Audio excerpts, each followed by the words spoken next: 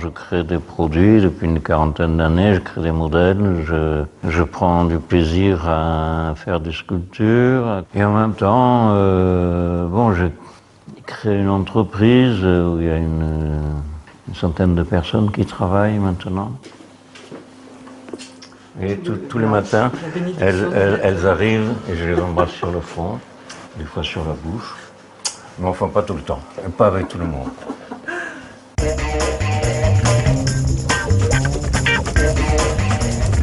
À l'heure actuelle, on fait de l'ordre de 3500 modèles par an.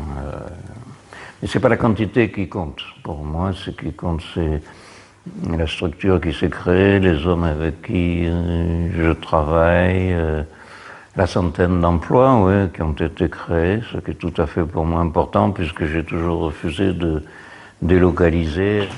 Moi, j'ai des faiblesses à privilégier le graphisme, à faire quelque chose comme ça et avec du feu, ça me plaît plus que de faire quelque chose qui serait un récipient mignon avec des petites flammes, avec 4 pieds comme une soupière.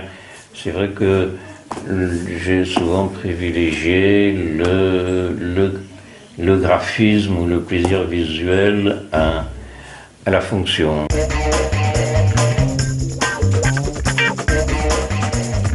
J'ai fait un doctorat de sociologie. J'ai beaucoup voyagé. Je pense que j'ai fait 2 ou 3 fois le tour de l'Europe en autostop. J'ai fait la moitié du tour de l'Atlantique en bateau-stop. En même temps, je liais mes études, puisque j'ai fait de l'ethnologie en Alaska, au Mexique. J'avais la possibilité de devenir professeur de lettres à Phnom Penh, tout ça. Pour X raisons, j'ai choisi de venir ici, là, parce que j'avais trouvé une ruine dans les garrigues, là, dans les Cévennes, et je m'y suis installé, j'ai monté un atelier, mais c'était pas évident à l'époque. Ça, c'est la cheminée que j'ai fabriquée pour mon usage personnel, sans du tout imaginer que ça puisse par la suite être une activité. Je suis arrivé en novembre, et cette année-là, il a bien neigé, et moi, j'ai commencé à vivre ici. Et cette cheminée était la bienvenue puisque c'était le seul moyen de chauffage que j'ai eu pendant plusieurs années.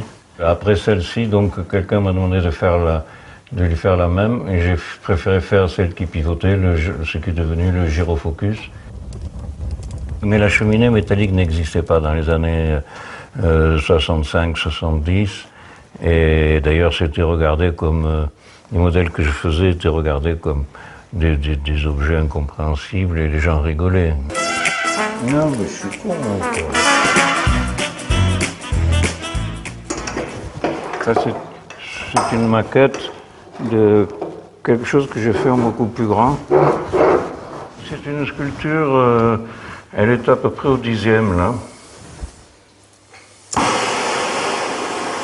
Quand j'étais petit, chez mes parents, enfin, j'avais 14-15 ans, peut-être avant, j'allais souvent voir le forgeron et je le regardais souder et je trouvais merveilleux de voir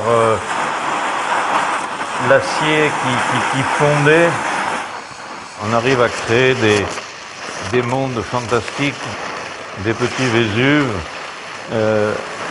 On arrive à avoir des formes qui sont tout à fait exceptionnel dans la soudure, quand le métal est chaud et j'ai adoré ça.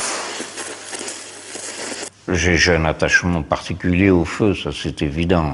C'est un des éléments qui est le plus mystérieux, le plus créateur, le plus transformateur, le plus révolutionnaire. Ça transforme des éléments en d'autres, en chaleur, en lumière. C'est quelque chose qui est exceptionnel, quoi. Tous les possibles sont à portée de main. Il suffit de les regarder, il suffit d'écouter. J'ai peur que beaucoup de gens n'écoutent pas. Ils entendent, mais ils n'écoutent pas. Là aussi, c'est la matière qui est partie en fumée, et pour moi on imagine parfaitement ce qu'il pouvait y avoir auparavant. Il est évident que qu'à l'intérieur de la matière, il y a des discussions qui se font. Elles discutent entre elles, vous ne pouvez pas imaginer. Et des fois, on entend des petits secrets, c'est superbe.